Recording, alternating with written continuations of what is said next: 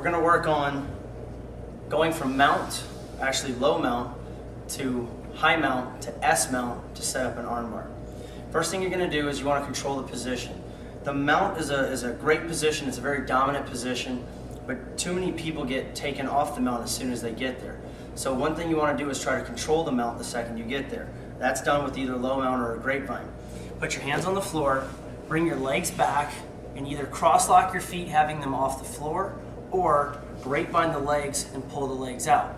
From here, keep your weight low and push your hips forward to keep their hips down. Now from here, he's keeping his arms in relatively well, so it's hard for me to attack, it's hard for me to get his throat. So what I'm going to do is I'm going to reach my hand back as if I'm reaching into a back pocket, and I'm going to scoop it up underneath the elbow. When I do this, I'm now going to walk my fingers like a spider until I can get all the way up to the top. Now when you're practicing a technique, it's real easy to shoot up underneath and shove the arm up. But when somebody's resisting, you don't have contact on the ground, it's hard to get the arm up there. So literally, even though it looks very funny, walk your hand like a spider. It makes a big difference in fighting to lock the hand up. Now repeat the same thing on the other side. Walk it up. Now as soon as you get to here, it's very important to lock your hands. Go with a good Olympic grip, lock the hands. Now if they're trying to push the elbows back down to resist it, it's not going anywhere. You've now cleared space. The space you have cleared is from here to here, and you need that space to get your legs up to the position. So now I leapfrog up and I squeeze my knees tight on the shoulders. This makes it very difficult for him to buck his hips. He bucks his hips, doesn't affect me. I'm squeezing in on the shoulders, which means his range of movement with the shoulders is now very limited. Pick the arm that is on top. If I go arm on top, it's a cross grab, and I shoot inside and I grab behind the tricep. Now I need to drop my weight low. So I drop low and I hug the arm tight up against my stomach or chest. This gap from his head to my knee needs to be closed. So I take my knee and I slide it to the back of his head. By doing this, I've trapped the arm. There's no way he can pull his arm out now. Now what I do is I have to transition into the S mount. First thing I'm going to do is stretch out my opposite leg. I'm on the heel and I just circle it around. When I do, you can see how my weight transfers from this leg to this hip. So once again, once I slide my knee up, I stretch, circle, and transfer my weight. I'm pulling his arm tight into me. I'm now going to have to get past this arm. If I took my leg right now and just passed it over the top of his head, it would pass over this hand. He would use that hand to throw my leg off and escape the armbar.